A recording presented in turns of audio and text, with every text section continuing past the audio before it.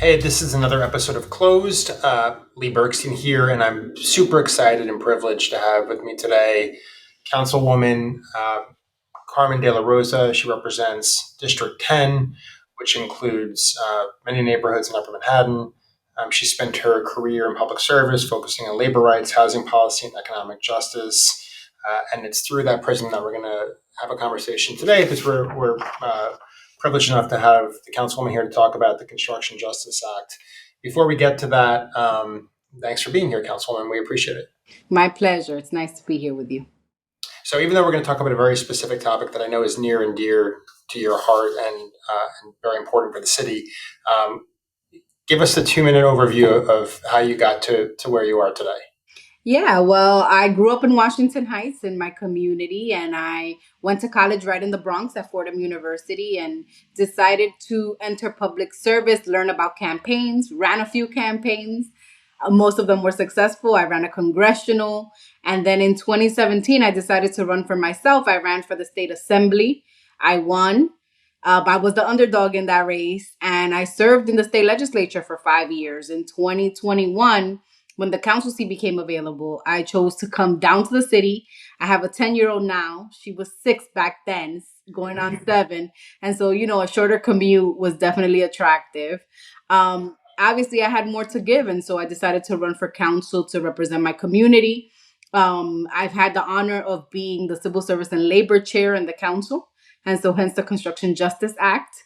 And it's been a privilege to really represent the community that raised me and see our city change in some parts for the better, and in some parts we're still working on those. So it's just an honor to be able to be one of 51 and to be able to really take the pulse of my community and bring that to City Hall and see policy developed that has the heart of the folks that we're sent to serve at the core.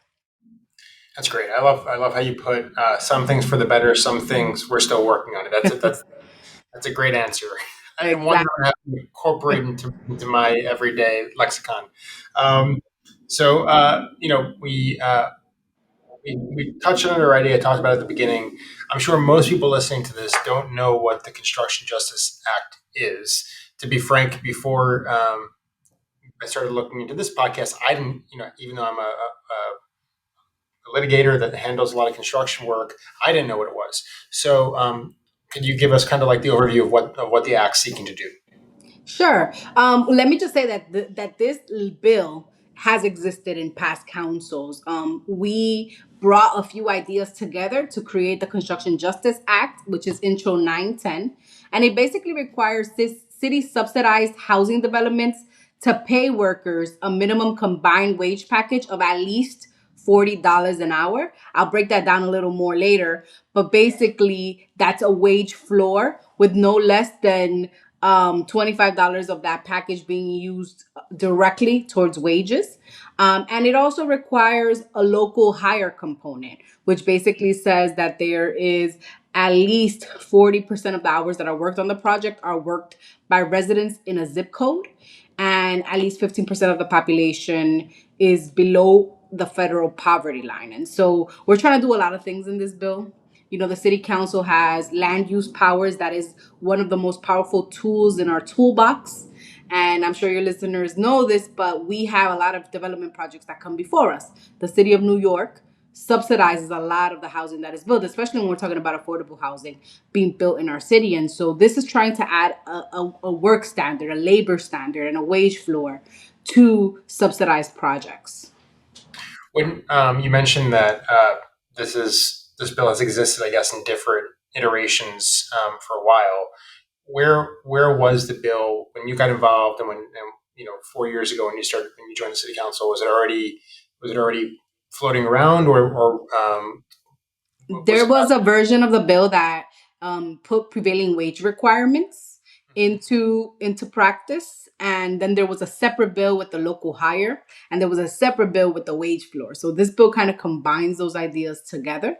It also speaks more to what the wage package looks like. Usually when projects are developed in our city, there is a union that is in the middle of that negotiation. They negotiate the packages for their workers, and so this, if it's a unionized job, and so this would basically break down that package to be $25 towards direct wages and the other $25 towards fringe benefits and health benefits and all the other things that obviously construction workers need, understanding that construction continues to be one of the most dangerous industries to work in our city and in our state. Yeah. So I guess it sounds like the bill, in addition to creating a wages floor for workers, um, creates a system whereby they have to receive some of the benefits that they're certainly entitled to, that maybe some employers aren't currently offering. Is that right? Yes. It's doing both things simultaneously. That's what we're trying to achieve. I've heard the heartbreaking stories of construction workers that are exploited. We know what this industry looks like. There's a lot of room for exploitation. We have, undocumented workers, for example, who may just be exploited because of the nature of their status. There are workers who are paid cash. Right. There's also workers that are paid as little as $16 an hour. I mean, I don't know about you, Lee, but I know that in my community, you can't afford the rent at $16 an hour. I mean, a one bedroom is going for almost $2,000 in Washington Heights, and we're supposed to be one of the last affordable communities in Manhattan. And so $16 an hour, I've heard the heartbreaking stories of construction workers living out of their car while they're building affordable housing and they can't afford to apply for that housing. And so this is taking into account kind of closing some of those cycles that are created when we exploit workers and pay workers very little. Obviously, I spoke earlier about the safety components. When I was in the legislature, we passed Carlos's law, which actually brings criminal penalties when a worker dies on work sites. And this has to do with the safety of workers as well. We know that when workers are paid health benefits, they can take care of themselves, they can afford to take a day off, they are more productive. And so we also want to make sure that these workers are having those benefits in order to be more productive for the projects and do them better. I was going to say, I would think, I don't have any data to support this, but I would think just logically, a worker who is worried about where they're going to sleep that night, or how they're going to pay for their wife's or husband's doctor's visit the next day, they have other things on their mind than building the safest possible building. And there might be other incentives, doing things as quickly as possible so they can move on to the next job. Just Exactly. things that aren't consistent with building safe, quality structures in New York City are known for. Absolutely. Yeah, those are all things we take into account. And we haven't even touched on this, but like wage theft and the way that wage theft impacts workers. A lot of these workers, as I said, are vulnerable. They're either living at or below the poverty line. We have the situation with formerly incarcerated people that are working at job sites and, are just happy to have a job and be enjoying their freedom that they might be taken advantage of as well. So we're trying to kind of address a lot of the societal issues in one bill. So clearly there is some pushback, as you know, but we're working through those things too. And I'm proud that my colleagues have signed on to this bill and that we're trying to move the conversation forward. So obviously, you just touched on it, but for an ambitious bill, there's going to be pushback. For a bill that changes the shape of things in many ways, there's going to be pushback. So, what is let's start with your constituents. From your constituents, what are you hearing as the primary concern, if any? Yeah. Maybe I about mean, like. my constituents are excited when I talk to them about this because a lot of them are those vulnerable workers that are often exploited. They're concerned about the affordability of our city and being able to stay, raise a family here. And so when you're talking to them about wages, that's something that they understand, that they can relate to. So from constituents, I've had good experiences. I also have a number of construction workers, unionized and not, that live in my district. And so when they see me, they thank me for putting this forward. So far from constituents, we have not heard criticism. But there are obviously other interests that have criticized the bill. Okay, so let's talk about those interests. I know Rebney, um, HPD, certain members of the Adams administration. Hmm. They make kind of the obvious arguments, right? Drive up construction costs. Um, you know, the impact on potentially the affordability of affordable housing. What concerns, if any, do you think are legitimate, and how are they best addressed through the bill? Yeah, and Rebney, by the way, has been collaborative, I would say, in this process. At the very least, I've met with them, we've shared ideas. I don't feel like they're completely opposed. There's just stuff that we have to work through, right? The affordability component is definitely something that I've heard not only from Rebney but also from affordable housing developers, who don't want to have to choose between building more affordable housing, which our communities need, and paying workers. But my response to them is, and this is a response that was, basically told to me by workers and by unions. There are already developers that are doing this, right? The laborers, the union that I have been working with on this bill, has built projects in our city that are both affordable and have competitive packages for workers. And so it is possible, right? And I think you described it best. When we're trying to reshape an industry, when we're trying to create something different, with change, pushback always comes. One of the conversations that have been really difficult with HPD has been talking about term sheets and how we make the math work. Yeah. But Let's not do any math in this podcast. If we do math in this podcast, I'm going to fall for it. no, I we're not going to do math in this podcast. I promise you. But that is one of the conversations that, is still, I would say, up in the air. We yeah. have to give closure to that. And, my pushback to the city is always like, hey, we're always talking about the type of city we want to live in. Let's create it, right? This is a challenge before us. Let's not run away from it because we've never done it. Let's figure out how we do it.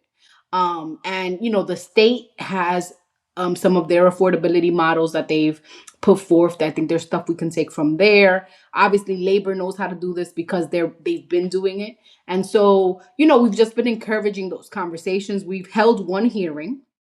I'm proud to say that right now we have a veto-proof majority.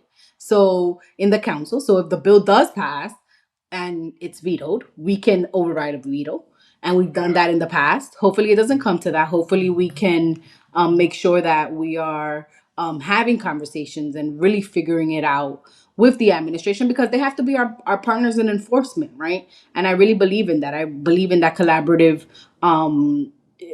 relationship, because laws are just words if they're not enforced. And the agency that has the enforcement mechanism and the funding mechanism is HPD. And so, we're going to continue to have those conversations with the administration. What give us a little bit of inside baseball to the extent that you can. Like where is this in process? So weeks away from a vote, months away from a vote, or is it part? Obviously, there's the City of Yes package that um, I guess this fits into in some way, right? This Yeah, I is think that complements City of Yes. Yeah, So I think City of Yes is a tool in the toolbox to make this happen, but it wasn't negotiated within the City of Yes negotiations. So it's a separate conversation. I would say an adjacent conversation. I think that where we are right now, I would say we're a few months away, being conservative, right? We all know there's a mayoral election happening right now, so I'm pretty you're sure that this is my next question. I was about to ask about so that. I'm pretty sure that we're not going to probably have total resolution on this. I'm hoping that we can get our second hearing, which will allow us to vote it out of committee and then put it on the floor of the council. So we've had our first hearing. We've had members already sign on that are agreeing to be sponsors. Like I said, we have a veto proof majority. We've had conversations with the unions and the admin. And so now we need a second hearing, a vote, and put it on the floor for the entire council to vote. So I think that could take a few months. So it sounds like what you're saying is before the end of 2025, so the election might not necessarily influence how it's viewed by the mayor's office. Is that right? Fingers crossed, but definitely I think an issue that we need to be bringing to mayoral candidates so that folks are aware. If the bill doesn't pass before the end of this year, a new council term begins in 2025, so we'd have to reintroduce it and get all the members back on. So it is my hope to get it done before that happens. And is that kind of what happened in the past? Is that one of the reasons why it Yes. hasn't come to a vote in the right amount of I time? think, yeah, I think it was two things. I think one, like I said, the bill was broken up in different parts, and it's hard to pass one bill, let alone three.